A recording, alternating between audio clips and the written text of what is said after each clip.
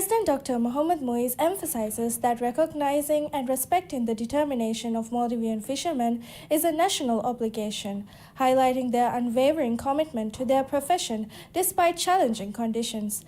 The President shared this message via his official X account on National Fishermen's Day, acknowledging the fishermen who work tirelessly across vast oceans, braving adverse weather conditions both day and night.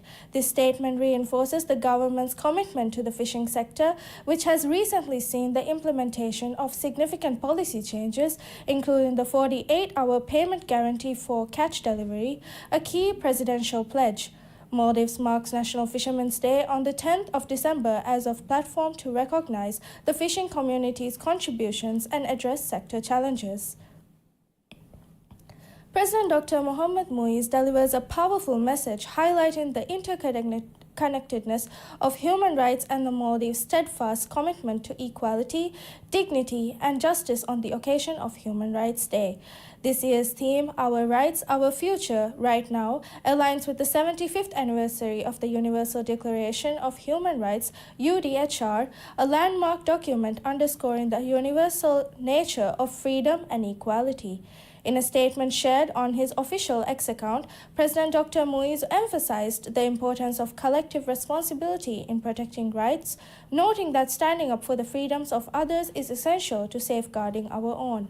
He reaffirmed his administration's dedication to fostering a peaceful and inclusive society through policies tailored to the Maldives' unique geography. The President outlined key areas of focus, including equitable access to healthcare, education, and justice. He also emphasized the importance of press freedom, workers' rights, gender equality, and environmental sustainability, underscoring their significance for future generations. As the Maldives commemorates Human Rights Day, the administration continues to prioritize the enactment of laws and policies that uphold these principles. Farhanaz Faisal, the former Maldivian High Commissioner to the United Kingdom, criticizes the Maldivian Democratic Party MDP's chairperson and former Economic Minister Fayyaz Ismail over his contentious remarks about President Dr. Mohamed Muiz. In a post on her X account, Farah emphasized that Islam unequivocally prohibits extrajudicial killings under any circumstances, asserting that no justification could ever warrant such actions. Her comments follow a recent statement by Fayyaz in response to a journalist's question where he implied that President Dr. Muiz might face a fate similar to that of the late President Mohamed Amin Didi. Farah questioned whether this stance reflected the official position of the MDP, a party that once championed human rights. If so, she noted it was no longer the party she once knew. The reference to Mohamed Amin Didi carries profound historical significance. Renowned as a progressive leader, historian, writer, and the first president of the Maldives following the abolition of the centuries-old Sultanate, Amin Didi met a tragic and unjust fate. He introduced the concept of nationhood to the Maldives and worked tirelessly to modernize the country, advocating for advancements in women's rights and education. However, he became the victim of a violent uprising driven by some power-hungry factions. Amin Didi was publicly tortured and ultimately died in punishment in Vihmanafushi, a harrowing chapter in Maldivian history. Despite his groundbreaking contributions, his life was cut short in a brutal act of betrayal, leaving an indelible mark on the nation's history. Today, he is honored as a visionary leader whose efforts laid the groundwork for a more equitable society. Farah's criticism bring into focus broader questions about the state of political discourse and accountability in the Maldives. The incitement of violence under the pretext of public interest ought to be condemned, and public awareness needs to be created against the dangers of normalizing such rhetoric in an Islamic society that prides itself on peace and harmony. Her post invokes verses from Surah Al-Ma'idah, which denounces unjust killing. Because of that, we decreed upon the children of Israel that whoever kills a soul unless for a soul or for corruption done in the land, it is as if he had slain mankind entirely. And whoever saves one, it is as if he had saved mankind entirely. And our messengers had certainly come to them with clear proof. Then indeed many of them, even after that, throughout the land were transgressors. Farah's remarks also challenged the MDP's commitment to human rights, raising the question whether these principles apply universally or selectively. It is time the public reflects on whether politicians should be allowed to incite violence with impunity. The controversy surrounding Fayyaz's remarks highlights the need for measured and responsible discourse, particularly in a nation grappling with its historical wounds. Calls for bloodshed, regardless of their jurisdiction, undermine the values of justice and humanity that form the foundation of Maldivian society. As Maldivians continue to honor the memory of visionary leaders like Muhammad Amin Didi, the nation must strive to learn from its past and ensure that political debates remain rooted in respect, peace, and constructive dialogue.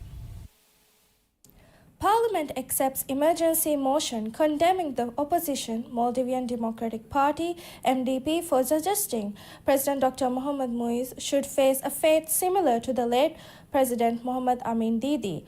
The motion passed with 44 members voting in favor, 8 against and 1 abstaining. It calls for a government investigation into statements allegedly encouraging terrorist acts. Progressive National Congress PNC member Hassan Mufid Abdul Qadir, representing the Milandu constituency, presented the motion, which cites the Terrorism Act and condemns rhetoric that could incite terrorist activities, even indirectly. The controversy stems from recent remarks by MDP chairperson and former Minister of Economic Development Fayyaz Ismail, who implied that President Dr. Muiz might face a fate similar to that of the late President Mohamed Amin Didi. These comments have drawn sharp criticism, including from Farhanaz Faisal, the former Maldivian High Commissioner to the United Kingdom, who emphasized that such rhetoric contradicts Islamic principles regarding extrajudicial killings. The motion contends that such rhetoric represents a deliberate political strategy aimed at generating public fear and threatening an individual's life. Mohamed Amin Didi, the Maldives' first president following the abolition of the Sultanate, was known for championing women's rights and education. Despite his visionary leadership, he met a tragic end, suffering severe injuries during a violent uprising and ultimately dying in banishment on Vihamanafushi. MP Mufid has urged the government and relevant authorities to conduct a thorough investigation into these statements. Vice President Ustaz Hussein Muhammad Latif has urged caution against political rhetoric that threatens democratic stability, emphasizing the importance of maintaining unity and upholding the rule of law in the Maldives. The Vice President's statement comes in response to controversial remarks by Maldivian Democratic Party MDP chairperson Fayyaz Ismail, who compared President Dr. Mohamed Muiz's potential future to that of the late President Mohamed Amin Didi. Parliament has already acted on the matter, passing an emergency motion with 44 votes in favor to condemn the MDP. The motion, presented by Progressive National Congress PNC's Hassan Mufid Abdul Qadir, calls for investigating statements that allegedly violate the Terrorism Act through incitement and threats. In a statement posted on his official X account, the Vice President stressed that historical lessons should serve as a guide towards national unity rather than fueling division. He said that lessons in history should guide us towards unity, not fuel a culture of division and turmoil. He added that calling for chaos challenges the rule of law and defies our democratic and Islamic values. His message emphasized the fundamental principle that wrong is wrong, yesterday, today, and always, highlighting the timeless nature of ethical leadership. The statement takes on a particular significance in the current political climate, where discourse has increasingly veered towards confrontational rhetoric. The Vice President stressed that leadership carries a responsibility to promote peaceful dialogue rather than discord.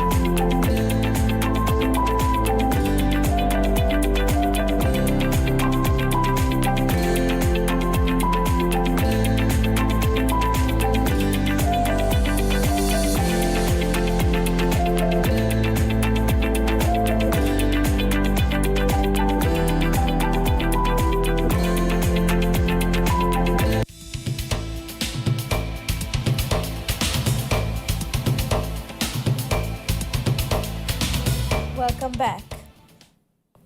President Dr. Mohammad Muiz has returned to Malé after completing a tour of North Ari Atoll and Malé Atoll as part of his initiative to engage directly with local councils and communities across the Maldives.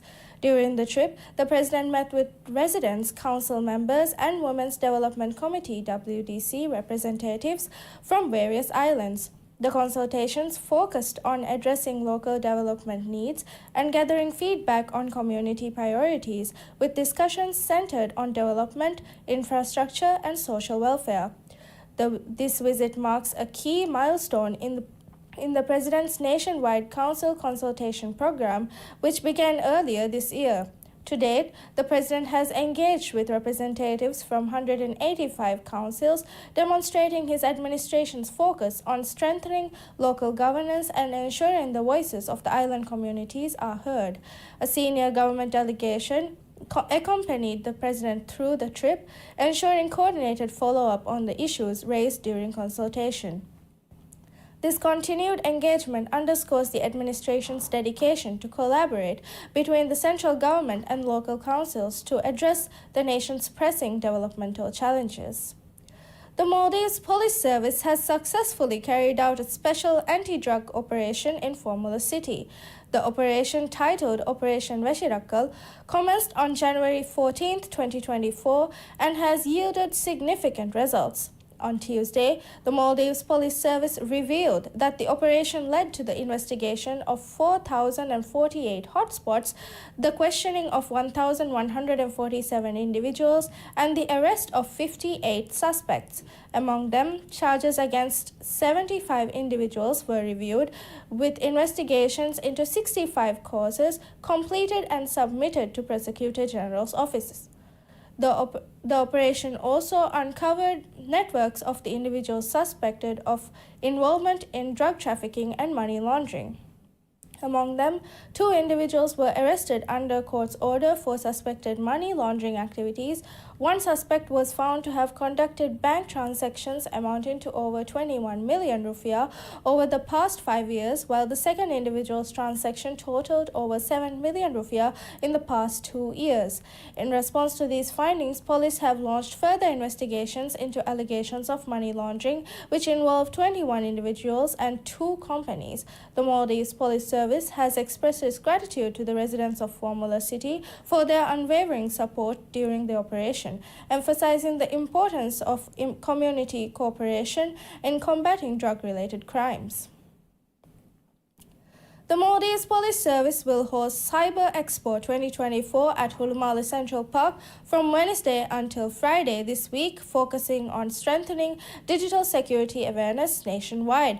According to the Ministry of Homeland Security and Technology, the expo aims to establish a secure digital environment and enhance public understanding of cybersecurity measures.